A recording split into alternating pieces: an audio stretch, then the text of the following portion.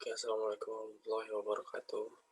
Nama saya Azhar Mantamullah dari program studi informatika dengan NIM 51904115355 akan menjelaskan tentang server side programming. Oke, pertama di sini server side programming.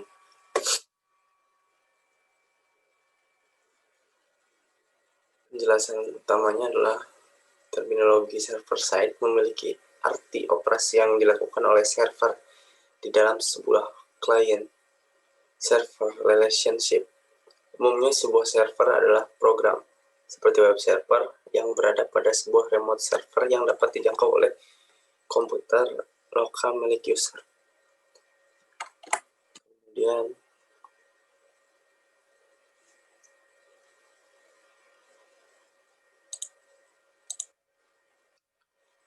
operasi dilakukan pada sisi server karena memerlukan akses atas informasi atau fungsi yang tidak tersedia pada klien atau pada aplikasi yang tidak dapat dilakukan pada client side.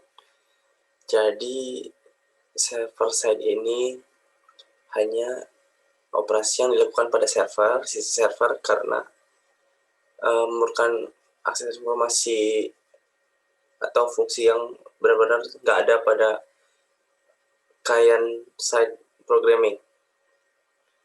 Jadi dia memiliki tugas khusus ya. Juga dia meliputi proses dan penyimpanan data dari klien ke suatu server yang dapat dilihat oleh sekelompok klien. Server-side programming adalah teknologi web server di mana request oleh user dipenuhi dengan cara menjalankan skrip langsung pada web server untuk menghasilkan halaman HTML yang dinamis. Jadi umumnya menyediakan website interaktif pada database dan penyimpanan data lainnya. Keuntungan utama dari server-side script atau server-side programming ini sendiri adalah kemampuan untuk mengatur respons berdasarkan keperluan user, hak akses, atau query ke dalam data store. Contohnya dari server-side programming ada Active Server Page atau ASP, terus kemudian PHP, ini Hypertext Preprocessor, Java Server Page, Cold Fusion, ini sama dengan yang atas, Active Server Page, ini juga sama dengan yang ini, Java Server Page, kemudian ada Lasso dan SSI. Jadi sebelum kode-kode pemrograman yang berada di server dikirim ke klien, kode-kode tersebut diproses oleh server untuk diterjemahkan.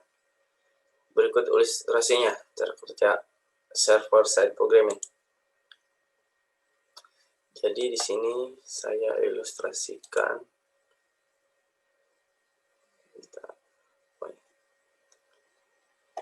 Pertama, ini kan user ini dia akan melakukan request ke sini nih, ke data server. Kemudian oleh server pada web browser tentunya akan merespon request dari si klien tersebut. Jadi setelah si klien merequest untuk menampilkan sesuatu pada tampilan utamanya, si server akan memproses data dari yang diminta oleh si klien tersebut. Setelah pemrosesan selesai, ini contohnya kita memproses PHP file yang diterjemahkan oleh server side ini ke dalam HTML file. Jadi setelah pemrosesan PHP menjadi HTML ini, Selesai, kemudian server akan mengirim respon ke klien dalam format HTML. Nah, yang ini nih. Ini kan telah di-convert dari PHP ke HTML. Setelah di-convert, kemudian ini akan dikirimkan lagi ke klien menjadi sebuah web page atau tampilan webnya itu. Kemudian web browser klien menerima kode-kode yang sudah berformat HTML, dan sekarang web browser memiliki tugas untuk menyusun kode-kode HTML itu menjadi sebuah tampilan yang akan ditampilkan di desktop. Tugas web browser ini ya seperti inilah, dinamakan client side programming. Jadi bedanya itu kalau server side di sini dia tugasnya, kalau client side itu menampilkan sebuah tampilan di sini nih saat menjadi web page, ke sini ke tampilan monitor klien. Tugas web browser seperti inilah yang dinamakan client side programming. Jadi hanya menyusun kode-kode HTML menjadi sebuah tampilan, tugasnya web browser itu. Oke, mungkin cukup sekian yang bisa saya sampaikan mengenai server side programming ini. Kurang lebihnya saya mohon maaf karena saya juga masih dalam tahap pembelajaran untuk mengenai server side programming ini. Terima kasih telah menyaksikan. Wassalamualaikum warahmatullahi wabarakatuh.